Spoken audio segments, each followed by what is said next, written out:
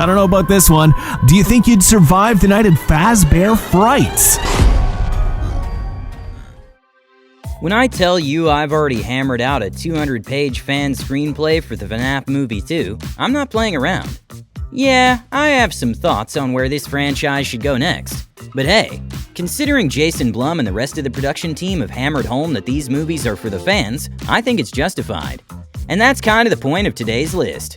From iconic bites to debuting animatronics, these are the top scenes that must appear in Five Nights at Freddy's 2. Number 5. An on-screen death. One of the chief complaints from some fans and critics was that the movie wasn't scary enough. Considering the franchise, you can see why. But the decision to aim for a PG-13 rating meant that the furthest they could go was a kill shown in a shadow. And while that moment was awesome, overall the age rating definitely held the movie back from its full potential. Taking the fan backlash into account, the filmmakers could take the criticism on board, and could even give the next movie a higher rating, allowing the sequel to really deliver on the jump scares that the fans love. Perhaps this time we actually see a security guard killed in the opening like they teased in the first one. Even without a rating change though, as FNAF 2 is much more aggressive in tone than FNAF 1, so we're expecting the next movie to have more gore and scares regardless. With this said, Scott is probably also heading into the next one with the same mindset he went into the FNAF 2 game with. Just like any sequel, more animatronics, more lore, and more scares. In fact, later on in this list, we'll discuss something that would be perfect to see if the movie is rated R. Number 4. William Kills. In Five Nights at Freddy's, career counselor Steve Raglan is revealed to be none other than the child murder extraordinaire William middle name unknown Afton. He suits up at the end of the movie to fight Mike and Vanessa. Fine for the first movie, but what we really want to see is Afton in his prime. One segment from the game could serve as inspiration for what we need to see William doing in the sequel. We're talking about the minigame Save Them, which shows William in the FNAF 2 restaurant presumably just after he has killed innocent children. Blood is everywhere and bodies in every corner of the pizzeria. The FNAF 1 movie chose to depict the child victims in an abstract way. Not showing any flashbacks to the actual murders, they only appear in Mike's dreams long after William had taken their lives. While fans know the terrible things William Afton has done, the movie doesn't show it. It's all alluded to. We don't see any of it. To make the movie more impactful than the first, we need to see Afton's crimes. Showing the murders of children in graphic detail is probably a little too much, but we do need to witness something. Perhaps in a scene that happens right after he has slaughtered the kids, William is sweating covered in blood, and he discusses his plans for them going forward. He walks away and the camera lingers to reveal out-of-focus bodies on the floor. Number 3. Give Gifts, Give Life. Here's another scene inspired by the game. One of the most famous minigames, the moment where the puppet puts the bodies into the suits of the main 4 animatronics plus Golden Freddy, shows exactly how the kids came to inhabit the different characters. This isn't just important because it confirms that the kids are indeed in the animatronic suits, but also because of who puts them in there. This is Charlotte bringing them to life. It wasn't Afton who did it. Charlotte, as the puppet, is taking this opportunity to help their souls get revenge. As Henry says, there is a purpose. As the puppet was already tested at the end of the first FNAF movie, the puppet would observe the bleak scene that lays before them. They drift over and pick up each child, holding them in their arms for a second. Then they carry them one by one to the next room. The camera pans across to show the 5 original suits, waiting to be filled. This is a pivotal event in FNAF lore, and if they're taking inspiration from FNAF 2, we can't see how this scene won't be in the sequel. Number 2. Introducing the Toy Animatronics.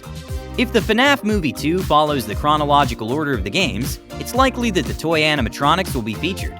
This presents an exciting opportunity to incorporate one of the standout gameplay elements from Five Nights at Freddy's 2, the unique behavior of Toy Bonnie and Toy Chica when they enter the office.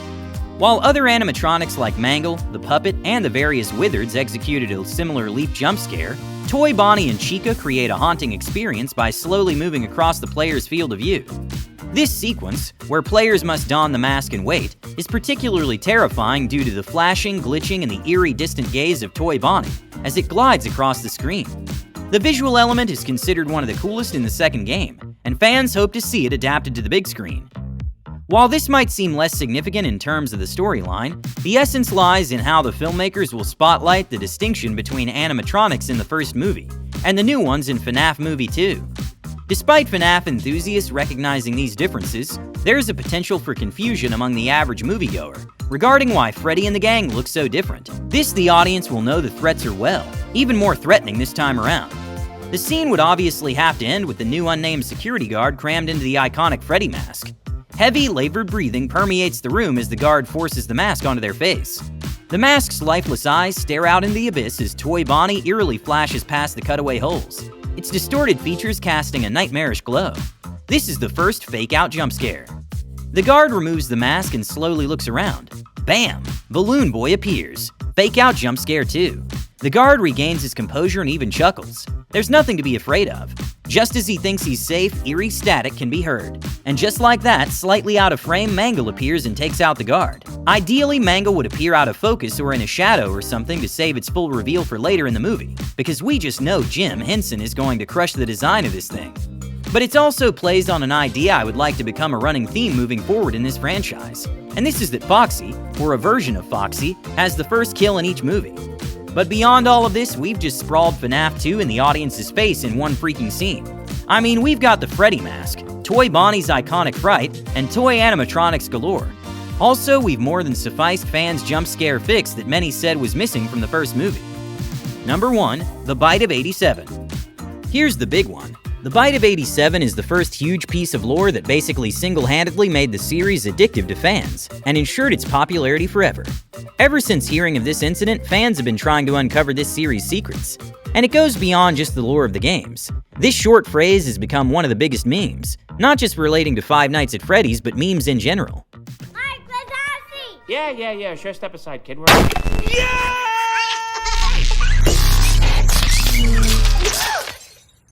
Was that the Bite of 87?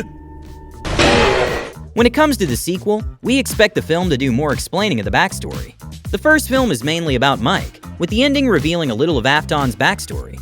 But of course, we got no motivation or inciting incident with him, leaving plenty of potential for the follow-up.